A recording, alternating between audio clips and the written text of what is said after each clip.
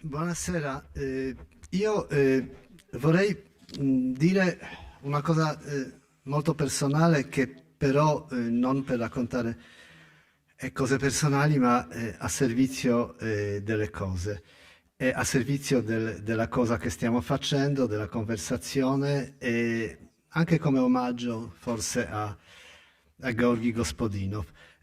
Sono molto felice di poter dialogare con lui qui e sono molto felice per il fatto che esattamente una settimana fa a Mantova ho fatto una conversazione sempre sulla letteratura con Olga Tokarczuk ed è quasi come se ci fosse una staffetta perché i due sono amici e i due sono due grandissimi scrittori.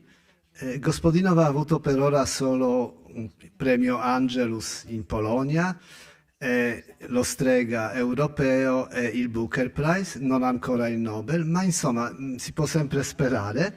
E perché hanno molte similitudini. Vorrei, la similitudine principale, no, di quella parleremo fra poco. Vorrei solo citare una frase di Olga Tokarczuk, non su Cronorifugio, ma sul romanzo precedente, Fisica della melanconia, che citeremo anche qui, che pure quello è bellissimo, in cui Olga Tokarczuk dice è uno studio acuto e profondo, coinvolgente del mito che succede sempre e ovunque. Cioè è questa in qualche modo la cifra di Gospodinov, è creare un mito che è sempre presente, che è un mito in qualche modo eterno, se esistono le cose eterne.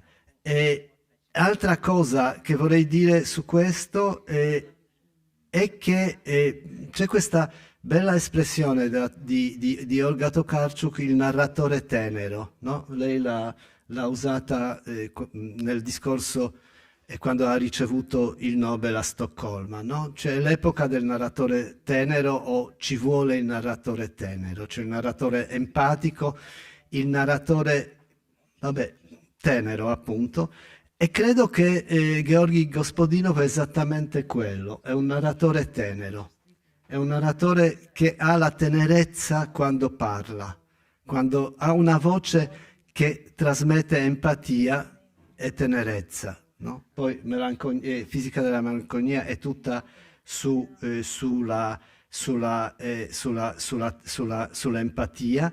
L'ultima cosa che direi è che insomma, in uno dei suoi libri, io non mi ricordo più in quale dei due, i suoi libri nella mia testa sono una specie di corpo unico borghesiano, e in uno di quei due libri lui dice il romanzo non è ariano, cioè il romanzo non è puro, il romanzo è sempre spurio, il romanzo è sempre contaminato, il romanzo è sempre e spesso frammentario. E il romanzo è anche quella cosa, leggendo i suoi libri, per cui uno capisce che è forse la migliore invenzione dell'Occidente, perché è quella cosa, quella specie di testo che, essendo spurio, può dire tutto sulla vita e sul mondo, può ricostruire il mondo e può anche, come altra opera d'arte, esplorare i limiti della nostra immaginazione, no? Perché non ha i mezzi tecnici, non ha di disturbo i mezzi tecnici, la musica, gli strumenti, i performer, il teatro, il cinema, hanno tutti i mezzi tecnici che ci sono di mezzo. Il romanzo ha solo la parola e la parola non ha limiti, credo, e vorrei poi che lui ne parlasse anche di questo. Ok, io vorrei cominciare con la prima domanda, perché quando si parla quando parliamo di cronorifugio, no? insomma, la storia, per chi non la conosce, c'è un'epidemia di nostalgia, c'è la gente che vuole tornare nel passato. E all'inizio sono persone singole, la cosa all'inizio c'è il suo alter ego poetico, Gaustin, in Svizzera, forse non a caso in Svizzera, e poi questa epidemia dilaga e in ogni paese dell'Europa fa un referendum sul periodo in cui vuole vivere, no? Cioè ogni paese sceglie il periodo. L'Italia gli anni 60, la Bulgaria, se non mi sbaglio, gli anni 80, forse mi sbaglio, non importa.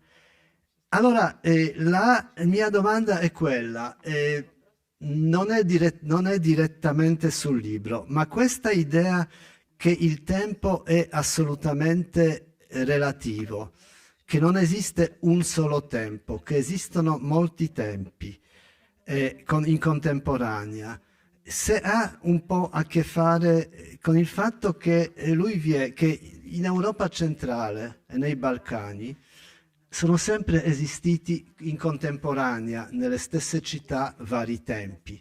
C'era il tempo dei cattolici, c'era il tempo degli ortodossi, i due calendari non coincidono, il tempo degli ebrei che festeggiavano l'inizio della primavera a febbraio con la neve, perché era il tempo di Gerusalemme, il tempo dei musulmani in Bulgaria, che era il tempo di Mecca. Allora, forse c'è questa idea che abbiamo solo noi che veniamo da quelle parti, presente che non esiste un tempo universale.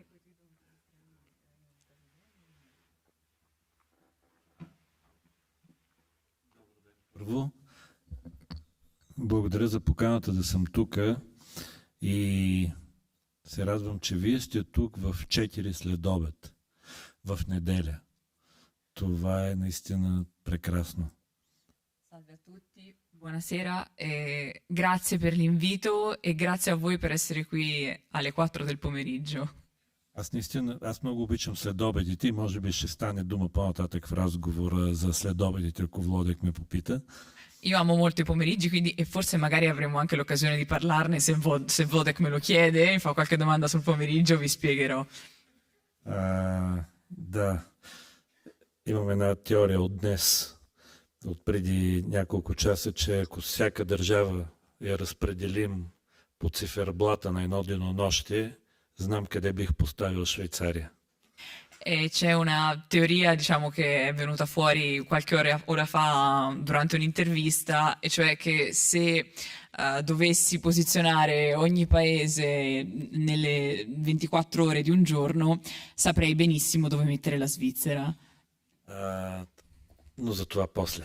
Ma dopo, ne parliamo dopo. Сега да не избягам от въпроса на Владек. Много се радвам, че с него говорим отново, защото тези разговори винаги са особено предизвикателство за мен. Ma adesso torniamo alla domanda di Vodek, non è che voglio evitarla, anzi le conversazioni con lui sono sempre molto profonde e molto belle. Да, ще започна от там, че първо за мен романа като жанр наистина е като едно поле, в което можеш да изследваш всичко, което поискаш.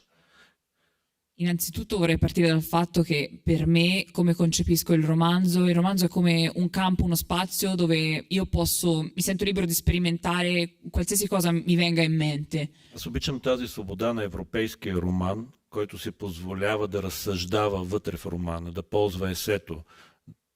Io amo questa libertà del romanzo europeo che appunto è ibrido, si prende la libertà di unire più generi, di distrarre il lettore, di inserire dentro dei saggi.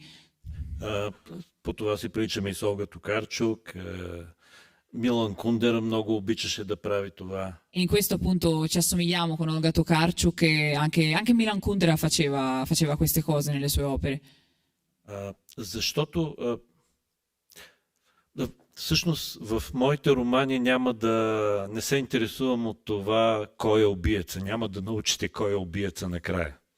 Cioè, nei miei romanzi non è una caccia all'assassino, non è che leggendo i miei romanzi troverete chi è l'assassino. Или ако има убиец, той е само един. И това е времето. O se proprio deve esserci un assassino è solo uno, il tempo. В крайна сметка винаги времето е убиец. In fin dei conti il tempo è sempre un assassino.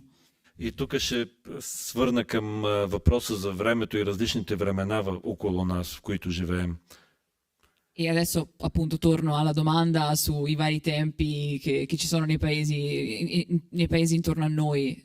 Ние не просто живеем в различни исторически времена едновременно, Non solo viviamo al contempo in momenti diversi, in tempi diversi, но ние живеем в различни вътрешни времена, вътре в нас има различни времена. ma anche all'interno di noi stessi, noi viviamo in tempi diversi. Ние непрекъснато в рамките на един ден дори или на един час пътуваме ту към детството си, ту още по-назад, непрекъснато минаваме от едно време в друго в мислите си. E nell'arco di una giornata, infatti, ognuno di noi viaggia e si sposta nel tempo, torna nel passato, anche molto lontano, in tutti quella moltitudine di tempi che ognuno di noi ha in testa. И така че става още, то е сложно като в квантова физика. E diventa quasi più difficile della fisica quantistica. Нали знаете, в квантовата физика има един принцип на наблюдателя, принципа на Хайзенберг. Sapete che nella fisica quantistica esiste questo principio, il principio di Heidegger, Heisenberg, chiedo scusa. Според който процесите протичат по един или друг начин, в зависимост от това дали има наблюдател или няма. E questo appunto dice questa teoria che il processo si sviluppa in modo diverso in base alla presenza o all'assenza di un osservatore. В известен смисъл нещата, които се случват в историята, се случват по един или друг начин спрямо това дали има кой да ги наблюдава и описва или не. E quindi anche i fatti della storia accadono in modo diverso a seconda in base alla presenza o all'assenza di un osservatore. Само го подхвърлям, иначе и аз не съм мислил много върху това. В 4 след обед ми е още по-трудно да го мисля. Adesso ve l'ho proprio spiegato velocemente. Io ci ho pensato molto durante molti pomeriggi, alle 4 del pomeriggio ci ho riflettuto in modo approfondito. Защото си говорихме преди малко отвън с Владек за мита точно и за истината. Infatti poco fa fuori con Vlodek abbiamo appunto parlato del mito e della verità. Крайна сметка има разказ, има история. И когато имаме история, мита е история, тя може да ни даде много по-пълна картина на света и на себе си. In fin dei conti si tratta di storia, di storie, è un mito, anche è un racconto, è una storia. E quando abbiamo queste storie, alla fine abbiamo un'immagine più piena, più completa anche di noi stessi. И ще завърша с един епиграф, който има в физика на тъгата, който принадлежи на как се казваше португалския поет с многото имена? Песоа, който принадлежи на Песоа. На лош испански, на лош португалски той звучи така. Мито е еонадо, кое е тудо. Митът е нищо, което е всичко. Quindi vorrei concludere citando una citazione che è in epigrafe al romanzo Fisica della malinconia, una citazione di Pessoa in cui che dice il mito è il niente che contiene il tutto. Io vorrei solo citare una delle epigrafi di Crono Rifugio. E qual è il nostro organo per il tempo? Potresti dirmelo, Thomas Mann, La montagna magica, no? Cioè il romanzo più esplicito mai scritto sullo scorrere del tempo, più esplicito fino al Crono Rifugio, no? Io credo, sconvolgo un po' la scaletta che mi sono fatto perché credo di aver indovinato perché Gheorghi Gospodino, perché gli piace il pomeriggio, non lo so.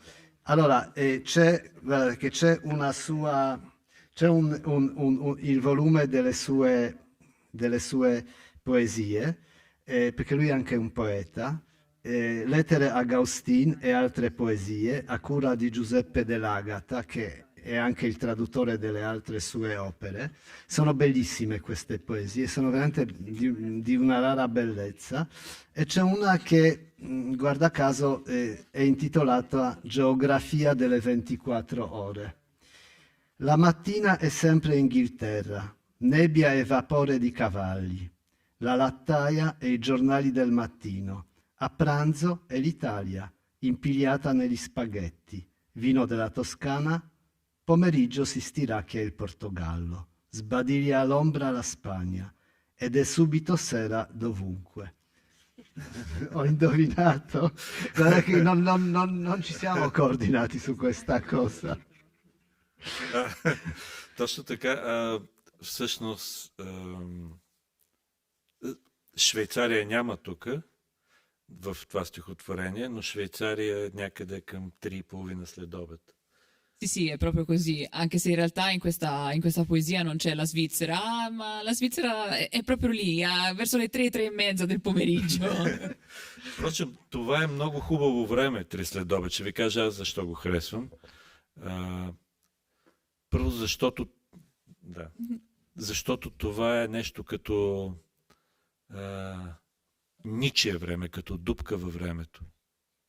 E adesso vi dico perché appunto amo tanto il pomeriggio e questo orario, le 3 del pomeriggio, che secondo me è un orario perfetto, perché in primo luogo è un tempo di nessuno. За малко часовника спира към 3 след обед. Времето се забавя. E per un po' il tempo si ferma alle 3 del pomeriggio, il tempo rallenta. Това беше времето, в което се помня като дете. E questo è il tempo che una persona ricorda della propria infanzia. Една бяла варосана стая, Una grande stanza bianca, бръмчението на мухи наоколо стаята. alcune mosche che volano nella stanza Това е особена музиката на следобедите. e il loro rumore, il rumore che fanno le mosche, è proprio la musica del pomeriggio. А, по радиото тече едно предаване. Има ли някой тук, който разбира, който е българин? Добре. По радиоточката, не знам това как ще го преведе Джорджа. Va bene, alla radio, diciamo, a un altoparlante, se posso. Едно радио, което има само една станция. И това е много хубава È метафора за è una времето radio, на è комунизма. un tipo di radio che ha solo una stazione, è una bella metafora per l'epoca comunista, per il periodo comunista. Не можеш да сменяш станциите. Non puoi cambiare la stazione. Тече в 3 часа бюлетин за нивото на река Дунав в сантиметри. E alle 3 trasmetteva il bollettino del livello del fiume Danubio. Една абракадабра на български, френски и руски. In bulgaro, francese e russo. И като дете слушахме имената на градовете по Дунав. E da bambino appunto ascoltavo i nomi delle città bulgare lungo il Danubio. И информация, която изобщо не ни интересуваше. È un'informazione di cui non mi importava assolutamente niente. Колко е подигнато или паднало нивото на водата. Quanto si era alzato o abbassato il livello dell'acqua. Тогава съм запомнил non-changement. E da lì mi ricordo ancora la parola francese, no, del non cambiamento, non changement. И имена на градове, които мислех, че не съществуват, че никога няма да ги видя. I nomi di città che pensavo non esistessero, che non avrei mai visto nella mia Мен vita. това беше като мит. E per me erano una sorta di mito queste città. И това беше моят 3 след обед. E queste erano le mie 3 del pomeriggio da bambino. Впрочем, 3 след обед е, знаете, Мишле нарича 3 след обед болестта на манастирите. Това е най-меланхолното време. Quindi, come dice Michelet, lui definisce le 3 del pomeriggio una malinconia dei monasteri. Защото три следобед е времето, когато е издъхнал Христос. Perché alle 3 del pomeriggio è il momento in cui è stato crocifisso Gesù. Така че вижте колко много неща има в стаите на три следобед. Quindi guardate quante cose ci sono nelle stanze delle 3 del pomeriggio. Grazie. Io vorrei, torneremo al mito dopo con il tuo permesso, se ne avrai voglia.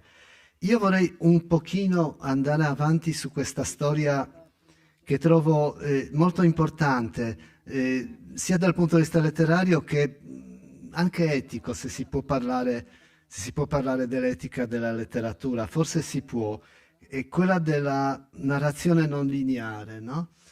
E della narrazione che non cerca la verità vera, no? Ma che crea delle verità, no? E venendo qui mi è in qualche modo venuto in mente che forse questa cosa, questa idea, questo modo di non costruire... Allora, faccio rewind. Noi siamo in Svizzera, ma siamo in Svizzera italiana, e abbiamo in Italia un problema con la letteratura oggi, no?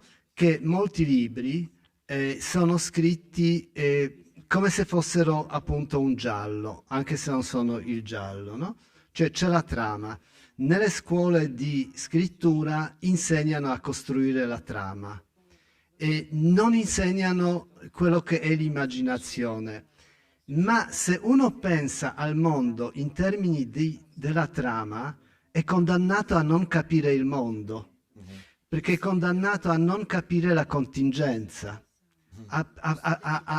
è condannato a non capire che anche la storia, quella con la S maiuscola, no? Degli eserciti, dei Napoleoni, dei Putin, di tutti quelli che volete, non è costruita linearmente, è molto casuale, no? Ed è molto frammentaria e torna indietro, va avanti. Tutta questa lunga premessa è per dire, e di nuovo uso la prima persona plurale, che noi che veniamo, io vengo dalla Polonia, no? Che noi che veniamo da quelle parti, dall'Europa centrale e dai Balcani, abbiamo in qualche modo nel sangue questa cosa. E io penso a una serie di scrittori, a partire di James Joyce, che non viene dai Balcani né dall'Europa del centro, ma l'idea di Ulisse gli è venuta a Trieste, non a caso. Lui ha cominciato a lavorare su Ulisse a Trieste, nel cuore dell'Europa centrale, una città dove si parlavano tante lingue, dove la storia non è mai stata lineare. Posso pensare a Bruno Schulz, grande scrittore polacco, posso pensare a Herta Müller, che è nata e cresciuta in Romania, posso pensare ai contemporanei nostri, Mircea Cartarescu o Krasnohorkai, Laszlo Krasnohorkai, tutti, no? Tu, Olga Tokarczuk, scrivete tutti così. Allora, non so se lo vuoi commentare, se è una ipotesi folle.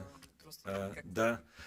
Аз ще започна с нещо, което каза Владек малко преди това. Наистина за историята, за случката и за дали случките са най-важно, дали историите са най-важното в една книга, в един роман, дали фабулата е най-важна, дали сюжета е най-важен. Аз мисля не. Voglio iniziare da una cosa che Wodek ha detto all'inizio della sua domanda, cioè è davvero così importante la trama, il soggetto di un romanzo, di un'opera? È questa la parte più importante? Secondo me no. Точно за това ви казах за Три следобед. Бих искал да напиша книга, която да обяснява цялата тъга, цялата самота, цялото спокойствие на Три следобед, да речем. Какво усеща човек, когато е сам със себе си? Per questo ho parlato delle 3 del pomeriggio. Io vorrei scrivere un libro che parlasse di tutta la malinconia, tutta la tristezza, la nostalgia che si prova alle 3 del pomeriggio. Може нищо да не се случва в тази книга, но всъщност се случва самия живот. E forse non succede niente, un libro in cui non succede niente, ma in cui succedono cose reali che succedono nella vita vera. И ще ви разкажа кратка история, която ще илюстрира това за мита и за истината. Adesso vi racconterò una breve storia che appunto illustra cosa intendo dire con insomma, la mia concezione del mito e della verità. Историята е вътре във физика на тъгата. La storia che c'è dentro Fisica della malinconia. Това е историята с забравеното 3-годишно дете на мелницата. È la storia di un bambino abbandonato a 3 anni in un mulino. Това е историята на моя дядо, È la storia di mio nonno, който се казва Георги. che si chiama Gheorghi. Тази история винаги е минавала в рода ни като една забавна и смешна история. E questa storia è sempre stata trasmessa in famiglia come un fatterello divertente, un aneddoto curioso. Майката на дядо ми е имала 8 деца и много естествено, без да иска, е забравила едното на мелницата, защото кое е по-първо да гледаш. E la madre di mio nonno aveva 8 figli e naturalmente o comunque è successo che se ne dimenticasse uno al mulino. И ние винаги се смеехме на тази история. Колко разсеяна е била да се забрави детето. E noi ridevamo sempre di questa storia, come si fa ad essere così distratti da perdersi un figlio? И когато започнах да разказвам историята, тогава разбрах, че зад нея се крие нещо по-дълбоко. Però quando si iniziava a raccontare la storia abbiamo capito che c'era qualcosa di più profondo sotto. Фокусирах се само върху една минута в главата на майката. E io mi sono focalizzato, concentrato su un solo unico minuto nella testa della madre. Представете си едно 3-годишно дете, те са ходили на мелница и са забравили 3-годишното дете на мелницата и се връщат вечерта към селото си, което е на 10 км. Immaginate questa scena, no? Un bambino di 3 anni dimenticato a un mulino e la famiglia, tutto il resto della famiglia è tornata a casa, al paese che sta a 10 km da questo mulino, la sera. В средата на пътя една от сестрите на дядо ми, една от дъщерите, се сеща и казва: "Мамо, забравихме Георги." E a metà strada una delle sorelle si accorge e dice: Mamma, abbiamo dimenticato Gheorghi. И ето тази минута е важна. Минутата, в която майката се колебае дали да се върне да го вземат. E questo è il minuto fondamentale, il minuto più importante, cioè il momento in cui la madre esita o comunque pensa decide se tornare indietro a riprendere il figlio oppure no. Какво става в нейната глава? Cosa succede nella sua testa in quel momento? Да се върне ли или да остави детето, защото те са бедни, ще го намери някой друг, ще го осинови и то може да живее по-добре. Tornare a prenderlo oppure lasciarlo lì? Sono una famiglia povera, quindi forse potrebbe essere meglio addirittura lasciarlo lì, qualcuno lo troverà, lo adotterà, vivrà meglio di come viviamo noi. Вече е тъмно посред ноше, страшно е да се върнеш назад, вият някакви вълци и тя трябва да вземе решение. Sta già facendo buio, è quasi notte, si sentono i lupi ululare attorno e l'idea di tornare indietro è semplicemente spaventosa. И в тази минута през оградата на времето надничаме всички ние, които ще се родим по-късно. E questo è il minuto da cui tutti noi nati dopo ci sporgiamo dalla cancellata del tempo, dal cancello del tempo per vedere cosa succederà poi dopo, cosa è successo dopo. Накрая майката казва на дъщерята: "Ако искаш, върни се да го вземеш." Тя не се връща. Майката не се връща, но дъщерята се връща. E alla fine la madre ha detto alla figlia: se vuoi torna indietro tu a prenderlo. Lei non è andata, c'è andata la sorella. И дядо ми оцелява и беше последното дете, което до края на живота на майката, стоеше до нея и се грижеше абсолютно за нея. Quindi mio nonno, Изоставеното дете се грижеше за майката. mio nonno alla fine ce l'ha fatta, si è salvato, è tornato a casa ed è stato il figlio, l'unico degli 8 che è rimasto accanto alla madre fino alla fine, fino agli ultimi istanti di vita, che si è preso più cura di lui di tutti gli altri, cioè il figlio che la madre aveva già deciso di abbandonare. Ето Това е история, която е близка до мита. Това е мит. Всекидневен, фамилен мит. E questo per me è un mito, è un mito familiare, un mito quotidiano di ogni giorno. Questa storia è semplicemente un mito, Но трябва да го разкажеш, за да го разбереш. ma va raccontato affinché possa essere capito. Io al mito tornerei dopo, per spezzare un attimo, ma anche per parlare della forza della parola, no? Perché la letteratura abbiamo deciso che non è fatta dalle trame, abbiamo deciso che è fatta dai miti e crea delle mitologie, ma è fatta anche dalle parole, no? Che suggeriscono o che sono forse evocative. Allora, io una volta, chiacchierando con Amos Oz, non era un'intervista, era semplicemente stavamo chiacchierando delle cose, della letteratura, dei libri. Lui si riferiva a un suo romanzo bellissimo, Giuda, ma non importa neanche questo. Mi ha detto, sai Wodek, la cosa più difficile per me come scrittore è raccontare un profumo. Ci ho messo mesi per trovare il profumo che emanava Atalia, che è una delle protagoniste di Giuda. Era il profumo di Violetta. Ci ho messo mesi. Ecco, tu definisci, anche tu parli del profumo, no? Credo che in fisica della melanconia. Да, E di come si racconta il profumo. Да, то е най-трудно наистина, защото ние нямаме имена на миризмите. È la cosa più difficile perché non ci sono dei nomi per gli odori, per i profumi. Когато Адам е раздавал имената, той не се е сетил да даде имена на миризмите. Ние как наричаме нещо, което казваме мирише на липи.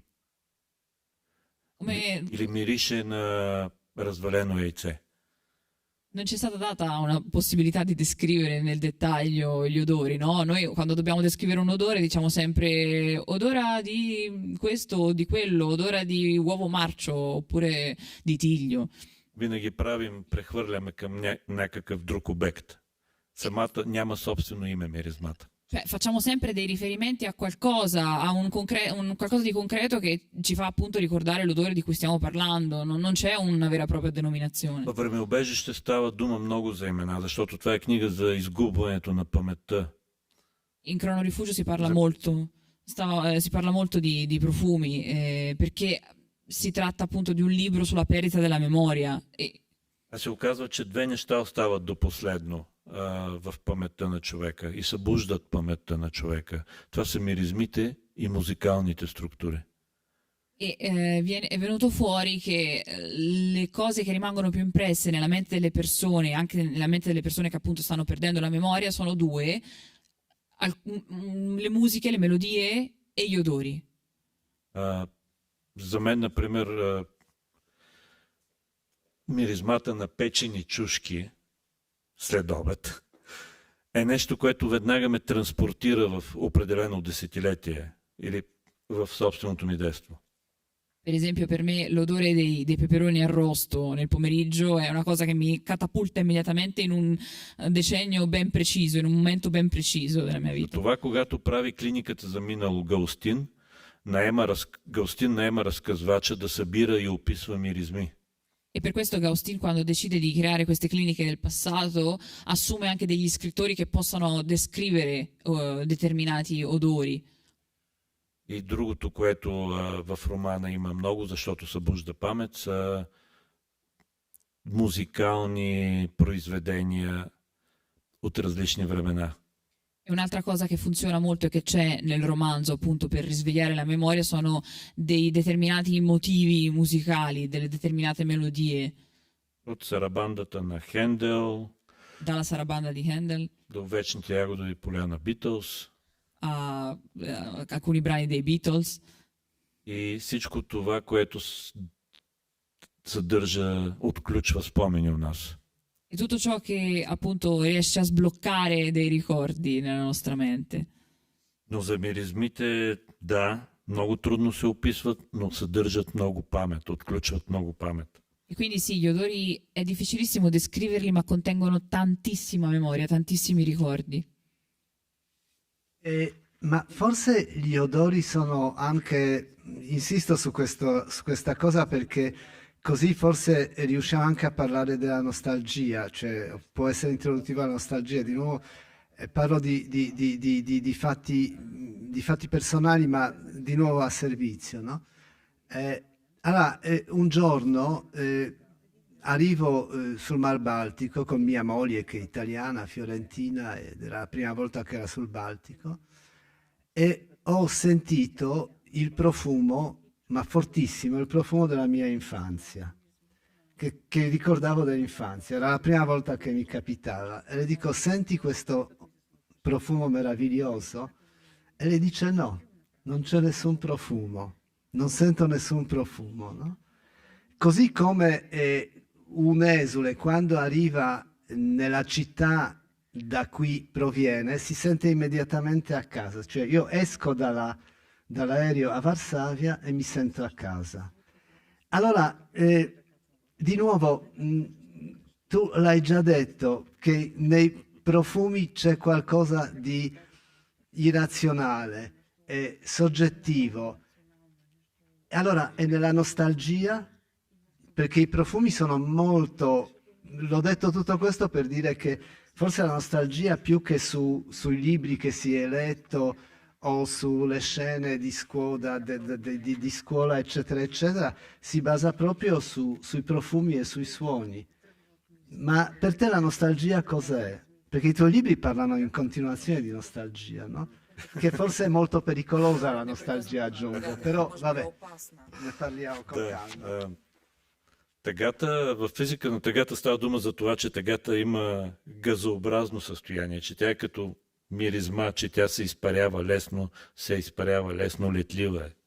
In fisica della malinconia parlo appunto della malinconia come un'entità gassosa, qualcosa che invade l'aria che c'è attorno e si leva attorno a noi. Освен това, тъгата има, самата дума тъга е важна, има особена фонетика. E poi la parola bulgara per malinconia, toga, è molto particolare, ha una fonetica molto particolare. Кажете си сега тихо на ум думата тъга. Provate a dire nella vostra mente Ще adesso. го прошепнете. Тъга, Ho тъга, pronunciatelo toga, toga, toga, toga. И ще видите как тук се движи Адамовата ябълка, сякаш нещо искаме да преглътнем, да не кажем нещо, да не се разплачем. E sentirete come appunto mi si muove in gola il pomo d'Adamo, come se ci fosse qualcosa che volete mandar giù, che non volete dire e vi viene quasi da piangere. Тъгата е нещо неизговорено. La malinconia, toga, È glътнато. è qualcosa di non detto, qualcosa che viene mandato giù. Има този вокал който е много български. Той се среща само в българския, вариант има в турския и някъде в китайския. Това C'è questa semivocale che è tipica del bulgaro, che è proprio questo che c'è solo anche nel turco o in cinese o anche in altre lingue alcune varianti, ma è una caratteristica prettamente bulgara, diciamo. Понеже аз съм филолог, още нещо ще си позволя да кажа. Гъто, което се чува в думата тъга, гъто е гуторал, той е много стар звук, много назад във времето. E questo suono, appunto, sono un filologo, quindi mi permetto di continuare un attimo ancora. Questo suono gutturale è uno dei suoni più antichi, diciamo, dell'umanità, nell'espressione degli esseri umani nella storia, ancora prima delle lingue В арабските, в персийските езици има много. C'era anche nelle lingue persiane, nelle lingue egizie, esisteva questo suono gutturale. Така че тъгата е много древно нещо, казва тази фонетика. Quindi questa fonetica ci dice che la malinconia o la toga bulgara è qualcosa di veramente molto molto antico. И е много трудно преводимо нещо. E difficilmente si può tradurre. Защото тъгата не е просто дума, тя е концепт. Perché appunto la toga non è semplicemente una parola, ma è un vero e proprio concetto. И тя има известни различия спрямо географията, на която се разполага. E ci sono diverse varianti geografiche, diciamo, di questo concetto, Свързана е с историята също. collegato anche alla storia. А, но тъгата е и нещо, което се придвижва. То е малко като бедуините. Тъгата се придвижва от едно място на друго. E poi la malinconia, la tagà è qualcosa di nomade, qualcosa che si sposta come i beduini, va da un posto all'altro. Или като мигрантите. Според мен мигрантите пренасят тъгата със себе си. Oppure come i migranti. Io credo che i migranti si portino dietro la loro malinconia con sé. А, понякога в момента, например, там където има проблем в Европа, ако говорим за Европа, където има война, тъгата измества центъра на Европа. Тя отива на изток.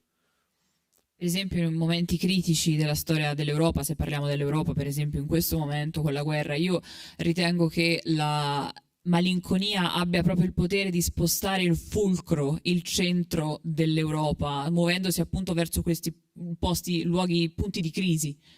А, много трудно влиза в разказ тъгата.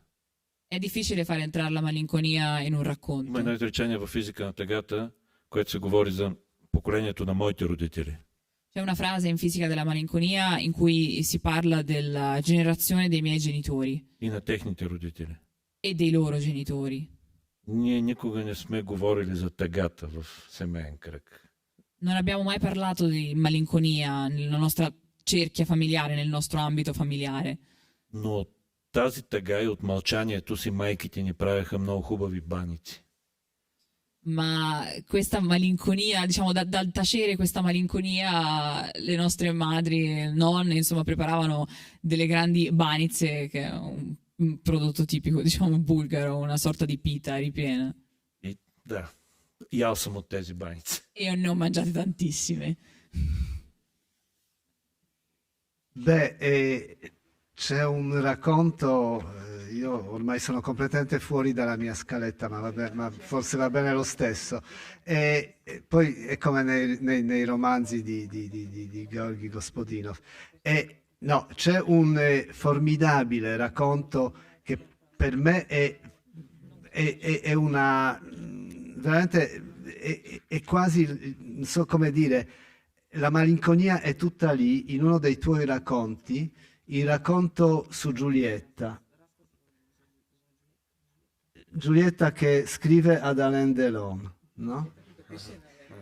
Ed è una cosa che, dai, racconta, cioè, a me mi feriva il cuore, veramente. Ora magari lui la racconterà, una cosa da piangere, in cui lui fa la cosa più difficile del mondo, cioè gioca con lo stereotipo del kitsch, dell'amore del kitsch, cioè per uno scrittore o una scrittrice giocare con il kitsch e tu dici ok, è tipo l'acrobata, no? O il funambolo che va su una fune e tu aspetti che crolli, che caschi, invece no, non casca, va avanti e alla fine è una cosa bellissima che si risolve in una spirale e in cui questa cosa terribilmente malinconica risulta non essere triste, risulta essere una storia sulla vita, semplicemente. Non so se vuoi raccontarla, perché è così bella, no? Per me è il più bel racconto sulla malinconia che abbia mai letto. Може би ще си го прочетете в книгата. Искам само да кажа, че този разказ го разбраха, много хубаво го почувстваха тъкмо в Италия, в едно градче Сора. Allora, lo potete leggere nel mio libro, il racconto. Io vorrei solo dire che l'ho sentito molto reale, l'ho sentito particolarmente vicino in un piccolo paesino italiano, Sora, nel Lazio. Която е на толкова километри далеч от Рим, колкото е далеч моя град Ямбол от София. Che si trova alla stessa distanza in chilometri da Roma quanto la mia città, Jambol, è distante da Sofia. И накъсо историята е за Жулиета, градската луда, която всеки следобед, забележете следобед, чака Ален Делон пред градското кино. E il racconto parla appunto di questa Giulietta che è la pazza del paese che ogni pomeriggio, notate pomeriggio, aspetta Alain Delon davanti al cinema. Готова с багажа си, защото знае, че Ален Делон ще мине един ден, точно пред киното. Той няма как да дойде в този град, освен през киното, през екрана. E lei aspetta con la sua valigia pronta perché lei sa che un giorno arriverà Alain Delon e andrà via con lui e l'unico modo in cui Alain Delon potrebbe arrivare in quel paese è direttamente dallo schermo del cinema. И ще я вземе и ще заминат двамата завинаги навън. E partiranno via insieme, la prenderà e partiranno via insieme per sempre.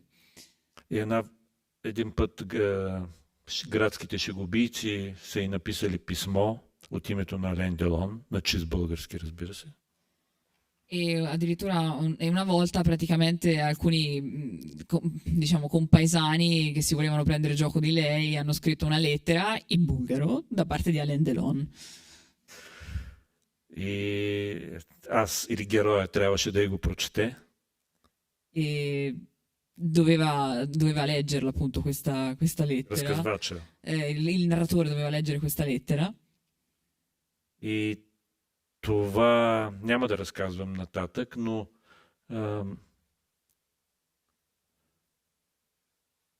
тази шега промени живота на... Тоест, тази шега вдъхна абсолютна увереност на Жюлета, че Ален Делон й дава знак и че тя просто трябва да прекара живота си пред киното с малката чантичка с багажа си. И никога не се отчая да го чака. Тази жена наистина съществува. Tja беше част от моето детство в Ямбол. Allora, all'inizio non volevo raccontarvi come va a finire, però insomma lei alla fine, questa lettera cambia la sua vita perché la convince una volta per tutte che è davvero giusto quello che sta facendo e che deve proprio aspettare lì davanti al cinema, vivere lì davanti al cinema con la valigia e aspettare perché è la conferma che Alain Delon prima o poi arriverà. E questa è davvero, è una donna che è davvero esistita, era un personaggio della mia infanzia che abitava appunto nella città dove sono nato, Yambol. Но така да историята е разказана по-добре в романа, така че... Ma la storia è raccontata meglio nel libro, quindi... Beh, la mitologia è questa, no? È così che si creano le mitologie. Tu sei particolarmente attratto dal mito di Minotauro, no? Cioè, siccome tu in qualche modo nelle cose che scrivi riscatti la memoria delle vittime, no? C'è una cosa quasi... Cioè tu applichi la letteratura, ora dico una cosa forse un po' troppo sofisticata, forse no, ma comunque nei tuoi racconti in qualche modo applichi quella cosa, quella frase di Walter Benjamin sulla memoria degli oppressi, no? Che ci parla del futuro, no? E tu riscatti nella forma assolutamente mitologica e politica in quanto mitologica, no? La memoria delle vittime, vere e mitologiche e inventate, no? E tra cui c'è la memoria di Minotauro, che per te è semplicemente una vittima, no? Il mostro terribile è una vittima, se vuoi parlarne, perché ne parli meglio di me, no? Да. Всъщност, ако знаете мита за Минотавъра, това чудовище, което изяжда 7 девици, което живее в лабиринта и се търчи по коридорите, аз го погледнах от съвсем друг ъгъл. Allora, se conoscete il mito del Minotauro, appunto questa creatura che vive nel labirinto e si nutre di questi giovani ragazzi e ragazze, io lo vedo come una vittima. Ако прочетем внимателно мита, ще видим, че той е едно изоставено дете.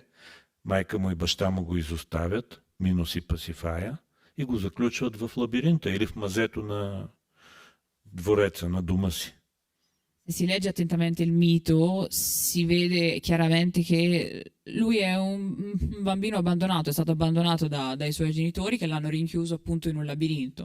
И всъщност, когато за първата Първите сцени, които бяха важни за този роман, които ми хрумнаха, бяха точно две сцени. Едната, в която аз стоя сам като дете в една стая, започва да се мръква, това е късния следобед. E quindi le scene che mi sono immaginato quando ho iniziato a lavorare su questo romanzo sono principalmente due. Uno è il Minotauro in una stanza, chiuso in una stanza, Стоя до прозореца, страх ме е, че започва да се мръква и че аз съм сам и родителите ми ги няма. io sono chiuso in una stanza e ho paura, sono da solo perché i miei genitori non ci sono e mi hanno lasciato qui, chiuso qui da solo.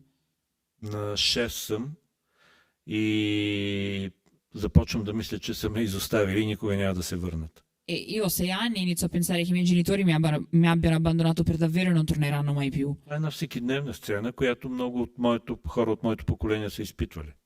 Questa è una scena quotidiana che penso molta gente abbia vissuto, ognuno di noi abbia vissuto nella sua vita. И тогава се сетих за Минотавъра. Ако най-самотното същество, всъщност изоставеното същество. E partendo da questa immagine ho pensato, l'ho subito collegata al Minotauro, che è forse l'essere più abbandonato che possa esistere. И си давах сметка, че момчето, което стои само през 1973 година на приземния етаж в едно жилище, и Минотавъра, който стои в мазето в митологично време, всъщност изпитват една и съща самота. E mi sono reso conto che quel bambino che nel 1973 provava questa solitudine tremenda nel piano seminterrato di un edificio e la sensazione provata appunto dal Minotauro dentro il labirinto, appena è stato rinchiuso nel labirinto, era la stessa sensazione di malinconia. Една и съща интензивност на болката. Con la stessa intensità, un dolore che aveva la stessa intensità. Те са част от една митология, от една и съща митология. Cioè, due immagini che fanno parte della stessa mitologia, della stessa linea di miti. И така тръгна този роман с тези успоредни линии. E quindi il romanzo è partito così, con queste due linee parallele. И всъщност исках да кажа и това за Минотавъра, че ако изпитаме емпатия към него, ако се опитаме да влезем в Минотавъра, тогава ще разберем, че той не е чудовище, е дете.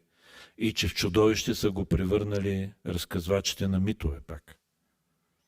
E quindi entrando in questo mito, appunto, in questa narrazione, vedendo la storia da questo punto di vista, non si può non entrare appunto in empatia, capire che il Minotauro è appunto una vittima e che non è un mostro, ma i mostri sono coloro che l'hanno chiuso dentro il labirinto e che hanno trasformato la sua storia in un mito.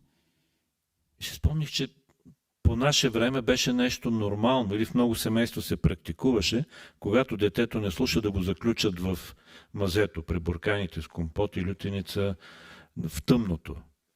E davvero era una cosa che si faceva ai miei tempi, questa minacciare di rinchiudere il bambino nella stanza, nel ripostiglio di solito, insieme a tutti i barattoli di conserve, eccetera. И това беше същото усещане да си Минотавър. E lì provavi la stessa sensazione, provavi cosa significava essere un Minotauro. Във всеки от нас има Минотавър. In ognuno di noi c'è un Minotauro. И някакси, може би, затова разказваме истории, за да да го опитомим. Forse per questo racconto storie, per domarlo, per addomesticarlo. Защото в Минотавъра има и животното, и човека, и чудовището, и човека. Главата е на бик, но тялото е на човек. Perché il Minotauro contiene sia una parte umana che una parte animale, no? Il volto è quello di un bue, di un toro, ma il resto del corpo è quello di un uomo. И ние можем да изберем за кого да разказваме, за чудовището или за човека. E noi però possiamo scegliere di chi parlare, se vogliamo parlare del mostro, della parte mostruosa oppure della parte umana. Аз избирам да говоря за човека. E io ho scelto di parlare della parte umana, del lato umano. Sai, il mondo è nel racconto, no? E se posso permettermi di commentare, no? E il racconto crea e ricrea il mondo. Io vorrei tornare però un po' Cronorifugio e alla questione della nostalgia, no? Perché nel Cronorifugio, come si è detto prima, chi non l'ha letto non lo sa e lo legga, e chi l'ha letto lo sa, e no, alla fine c'è quella serie di referendum dove ogni paese sceglie il periodo in cui vuole vivere, con tutti gli oggetti di quel periodo, le sigarette di quel periodo, i film di quel periodo, ed è anche bellissimo il modo in cui Georgi Gospodinov racconta gli oggetti. La vita degli oggetti è una delle cose più affascinanti che esiste nella letteratura e lui in questo è grandioso. Se posso ricitare Olga Tokarczuk, lei dice che gli oggetti sono i nostri amici dimenticati, no? E anche lui racconta gli oggetti in una maniera bellissima. Però tutta questa cosa, quei referendum dove gli svizzeri, poi magari lo dirà lui cosa fanno gli svizzeri, ma lui lo spiegherà esattamente in quel referendum, e poi alla fine tutti convivono pacificamente e la nostalgia in qualche modo, non è granché, ma ripacifica le persone e i popoli. Oggi noi abbiamo, non voglio entrare in politica, però insomma, oggi abbiamo a che fare con una specie di vita nel passato, molto spesso, no? Cioè ci vengono proposti i modelli del passato, no? Il modello di famiglia, Dio, patria, famiglia, o la nostalgia dei tempi che furono, no? In fondo anche Putin ha invaso l'Ucraina per una questione di nostalgia, aveva la nostalgia dell'impero, aveva la nostalgia di Kiev, aveva la nostalgia di quelle terre che fanno parte comunque della storia della cultura imperiale russa, no? Allora, forse la nostalgia in certi casi può essere molto pericolosa, o sono i tempi nostri che portano semplicemente al passato e il passato viene vissuto in una maniera sbagliata. За съжаление, да. И затова тази книга, за това времеубежище, не беше лесно да я напиша. Sì, purtroppo sì, e anche per questo non è stato facile per me scrivere Cronorifugio, Защото носталгията по миналото, тъгата по миналото има тъмна страна. perché la nostalgia del passato, la malinconia del passato ha davvero un lato oscuro. Разбира се, че не е естествено да живееш за втори път нещо, което се е случило. È ovvio che non è naturale vivere per una seconda volta qualcosa che è già accaduto. Или казано иначе, Галстин прави тази клиника за минало, защото иска да помага на хора, които са изгубили паметта си, да се почувстват в своето време, отново в 60-те или 70-те. Inizialmente l'idea di Gaustin è creare queste cliniche del passato per aiutare le persone che stanno perdendo la memoria a sentirsi bene, ricreando il decennio che si ricordano e circondando queste persone di oggetti e cose che ricordano, insomma, il momento in cui ancora hanno memoria, dove si è Усетят fermati. пак миризмите от своето време, да усетят пак, да чуят музиката от своето време. Risentire le musiche di quel tempo, gli odori. Но става дума за лично минало. Ma qui si tratta di un passato personale. А когато става дума за колективно минало, Quando invece parliamo di un passato collettivo, тогава нещата стават опасни. allora le cose diventano pericolose. Не можеш да върнеш цял един народ в едно определено десетилетие. Non si può obbligare un paese intero a tornare a un determinato decennio. Не можеш да му кажеш, дайте пак да живеем, да се върнем преди 89-та, да живеем като през 70-те. Не беше толкова лошо през комунизма, ние бяхме на по 20 години и живота беше хубав. Non si può dire a un popolo, dai, torniamo tutti quanti, costringere un popolo appunto a dire, dai, torniamo tutti quanti agli anni '80, per esempio, dove c'era il comunismo, noi avevamo meno di 20 anni, alla fine si stava bene, in fondo sarà una cosa buona, insomma. Миналото е много лична работа Il passato è una questione estremamente personale и трябва да се изживява лично. e va vissuta personalmente. Бродски, любим поет, казва, бъдещето е пропаганда. Brodsky, uno dei miei poeti preferiti, diceva: il futuro è propaganda. А сега ние живеем, сега новите политици превръщат миналото в пропаганда. Ma oggigiorno, diciamo, la nuova classe politica trasforma il passato in propaganda. Обещават ни минало. Ci promette il passato. Преди ни обещаваха бъдеще, сега ни обещават минало, защото бъдеще вече няма, то се изчерпа. Prima ci promettevano il futuro, adesso invece ci promettono il passato, ma perché il futuro non c'è più, lo aspettiamo, ma non c'è. Но ние знаем какво е имало в миналото. Ние знаем за 1 септември 1939 година. Ma noi sappiamo cosa è successo nel passato, ci ricordiamo cosa è successo il 1 settembre del 39, Ние знаем за Втората световна война. ci ricordiamo la seconda guerra mondiale. Докъде можем да се върнем? Докъде е безопасно да се върнем назад? Fino a che punto è sicuro o innocuo tornare indietro nel passato? И така в този референдум различните държави избират щастливото си десетилетие от 20 век. E quindi, appunto, nel libro i paesi scelgono con un referendum a quale decennio tornare. Тези, които имат много щастливи десетилетия, се чудят кое да изберат. Quelli che hanno avuto più di un decennio felice sono indecisi su quale scegliere. Тези като Румъния или България пък не могат да изберат, защото нямат толкова щастливи десетилетия. Invece paesi come Bulgaria e Romania non riescono a scegliere perché non hanno avuto nessun decennio particolarmente felice. Но романът е за това колко опасно наистина може да бъде изборът на това да живееш в миналото. Ma il cuore del romanzo è questo: quanto può essere pericolosa la scelta di tornare a vivere in un determinato passato. И по-скоро е предупреждение. E è più che altro un avvertimento.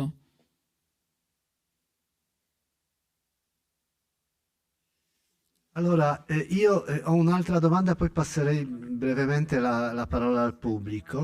La domanda ovviamente riguarda la cosa da cui è stato cominciato questo pomeriggio, c'è l'isola, no? Nessun uomo ha un'isola. E tu a un certo punto tu dici, ovviamente è la citazione di John Donne, notoriamente, e tu a un certo punto dici in uno dei tuoi libri, dici, beh, ha vinto Defoe, ha vinto Robinson, cioè ha vinto l'idea di un'isola autosufficiente contro John Donne. Ma è un po' pessimistica questa cosa o se vuoi un po' dire qualcosa su questo? Да, така се случи с Брекзит. Брекзит беше един от мотивите да побързам да напиша този роман. E questo è quello che è successo con la Brexit. Effettivamente la Brexit è stato uno dei motivi che mi ha spinto a finire il prima possibile il romanzo. Те избраха Робинзон вместо да изберат Джон Дън. Loro hanno scelto Robinson, di essere Robinson invece di scegliere John Donne. Но аз благодаря за тази тема за островите във времето, темата и на нашия разговор. Vi ringrazio per questo tema, per aver scelto questo tema, le isole di tempo, che ha condotto questa discussione. И си мислех за това, докато идвах към фестивала. E ho riflettuto su questo tema mentre viaggiavo per raggiungere il festival. Мисля, че нещо много важно се случва в нашето време днес. Penso che nel nostro tempo, in questo momento, succeda una cosa molto importante, Времето е станало по-важно от пространството. e cioè il tempo è diventato più importante dello spazio. Ние вече искаме да живеем в отделни времена, повече отколкото на отделни места. Noi ormai vogliamo vivere in più tempi diversi possibili, piuttosto che in più spazi possibili. Света като пространство е изтощен. Той е първо опознат, изчерпан, каквото сме могли сме взели като богатство от недрата му. L'idea di mondo come spazio, l'idea dimensionale del mondo ormai è un'idea passata, finita, che non ha più linfa vitale, è un'idea che è arrivata Като giunta al termine, екосистема, включително. anche come ecosistema, ovviamente. И ние си мислим, че можем да избягаме във времето, щом като вече пространството ни помага, ни стига. E siccome lo spazio non ci aiuta più, non ci serve più, non ci basta, pensiamo bene di rifugiarci nel tempo, di cercare una soluzione scappando nel tempo. Идеята за тези референдуми в различни държави е точно, че ги превръщаме в отделни острови във времето. E l'idea appunto di questi referendum condotti dai vari paesi è proprio la trasformazione di questi paesi in diverse isole di tempo. Истината е, че не можем просто да висим като прилипи във времето. Не можем да живеем без пространството. Ma in realtà noi non possiamo vivere senza una dimensione spaziale, non possiamo rimanere così appesi in un tempo determinato senza fare i conti con lo spazio. И в този смисъл трябва да въпросът опира пак до как да превърнем нашето, как да спасим екосистемата. Вече въпросът не е как да се спаси човека, а как да се спаси живота. E quindi ormai la questione non è più come salvare l'umanità, come salvare gli esseri umani, ma come salvare, portare in salvo la vita stessa. Не знам дали го казвам достатъчно ясно. Non so se l'ho detto in modo abbastanza chiaro. Не можем да спасим само нас си, без да спасим всички живи същества наоколо. Cioè, non ci possiamo salvare da soli senza pensare a salvare anche tutte le altre creature viventi che abbiamo attorno, ecco.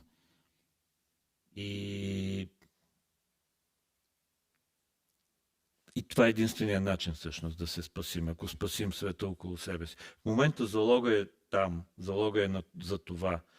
Какво можем да направим, за да отлагаме края?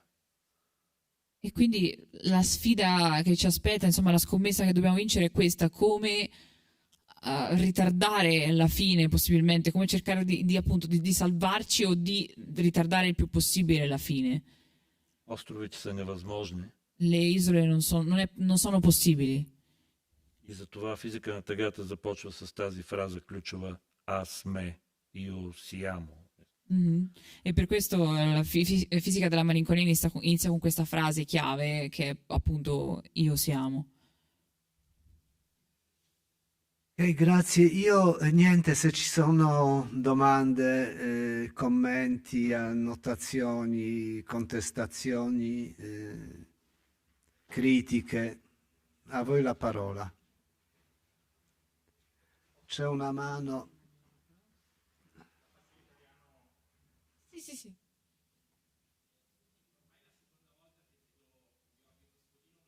За втори път ви виждам. Първи път беше в салона на книгата, когато сте спечелили наградата премио Стрелянка. Въпросът върху физика на само секунда.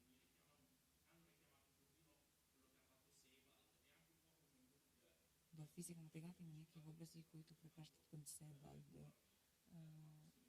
Но може би е моето нещо, не знам дали е вярно. В времеубежище има друг избор. Нещо много лесно. Тоест, този човек, който се разхожда сред думите в книгата, това тази рисунка, чудя ви се дали Георги Господинов като писател има нужда да въвежда да сред думите си и други елементи, които да му помагат да пише, или не. Или думите ти стигат, или имаш нужда от нещо друго да добавиш, за да е по... Ако можех, бих добавил миризми. Se potessi aggiungerei gli odori. Истината е, че ние дори нямаме записни устройства за миризми. Ние може да запишем звук, може да снимаме цветове, но миризми нямаме с какво да ги задържим. E la cosa assurda è che non abbiamo strumenti per trattenere degli odori, cioè possiamo fare delle foto per un colore, un paesaggio, possiamo scrivere un testo, registrare un suono, ma non esiste uno strumento che possa registrare un odore. Да речем миризма на препечена филийка рано сутрин. Per esempio, l'odore della fetta di pane tostata la mattina presto. Няма в какво да си я държа. Non c'è modo di trattenerlo. Но да, връзката с Зебалт я има. Просто става дума за тази отключена памет, неволно отключена памет, но в тази редица и Пруст, разбира се. Sì, c'è riferimento appunto a Sebald, è vero, esiste, e anche questo riferimento alla memoria, questa involontaria accensione della memoria, è una cosa che viene anche da Proust, per esempio, c'è anche in Proust questo fatto di stimolare involontariamente la memoria. Докато за времеубежище, както и Владек забеляза, Вълшебната планина беше важна книга, с която исках да поспоря. E invece per quanto riguarda Crono Rifugio, il libro con cui volevo avere una conversazione, un dialogo, è stato La montagna incantata di Thomas Mann, come ha detto appunto anche Wodek, è stato il libro riferimento principale. Не знам дали като чухте стихотворението, което Владек прочете, последния ред всъщност беше директна препратка към един италиански поет, който много харесвам, Салваторе Quasimodo. E non so se avete sentito quando Wodek ha letto appunto la poesia, gli ultimi versi sono un riferimento diretto a un poeta che io amo molto, Salvatore Quasimodo. Това стихотворение с трите реда. Човек е сам върху сърцето на земята, пронизан от последен слънчев лъч и изведнъж вечере. Казал го на български, но вие си го сетете за италианския. Sì, si parla appunto della poesia dei tre versi famosa, molto celebre di Quasimodo, ed è subito sera. Това стихотворение също има връзка с Пруст, също има връзка с изтичащото време. Всички книги на света са свързани в една мрежа. E quindi come Proust anche questa poesia si collega allo scorrere del tempo, e io credo che tutti i libri siano collegati e parlino di questo in fondo. Altre domande, altri interventi? Io non vedo niente, ma prego, le concediamo la parola.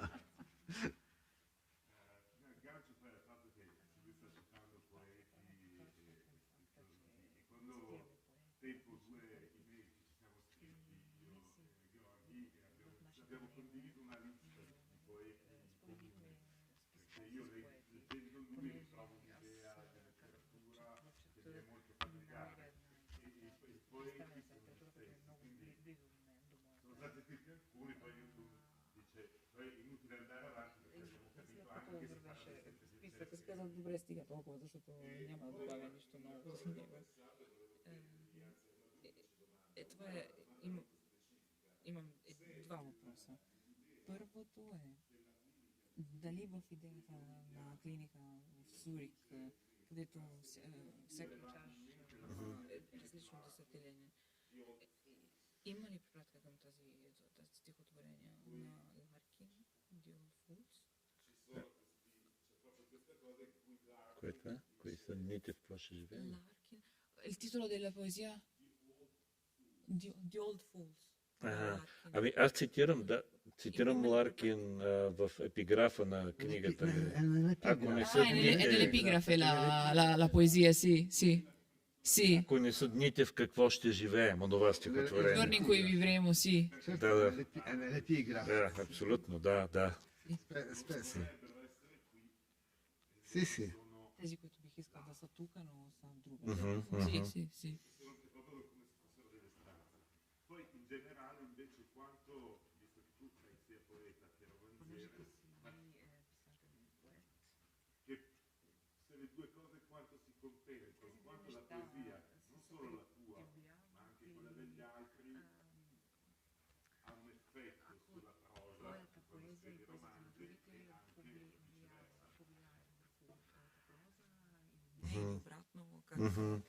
Vi interrompo solo per dire che il riferimento a Philip Larkin è nell'epigrafe dove si può vivere se non nei giorni, la poesia è giorni.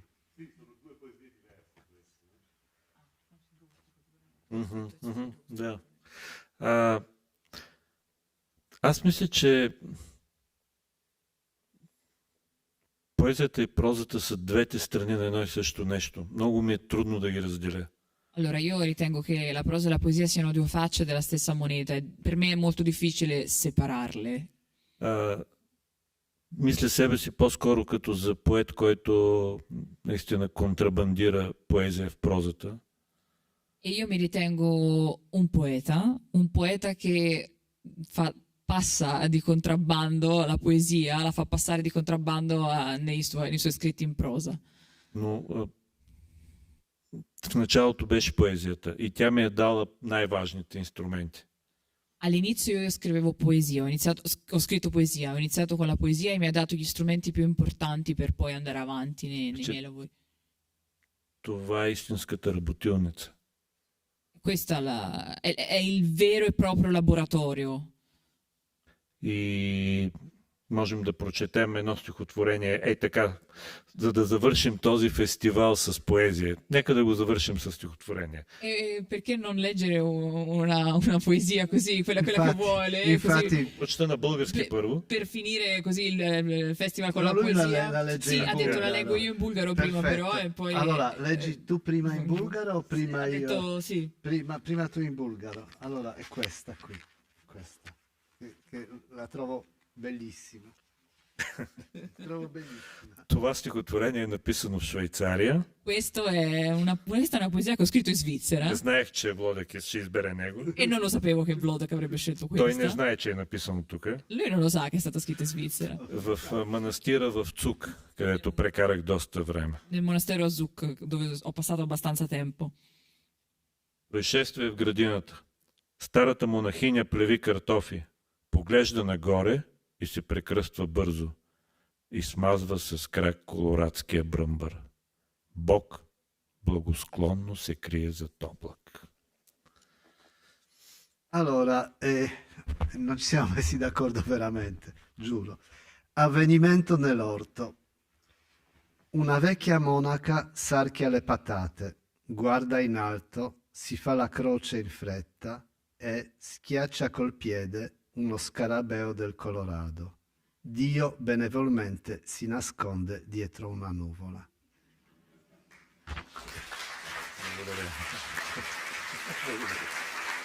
Ok, io direi che abbiamo finito in bellezza, in poesia e quindi grazie tante, grazie a Georgi Gospodinov, grazie alla nostra interprete, grazie a voi per la vostra pazienza.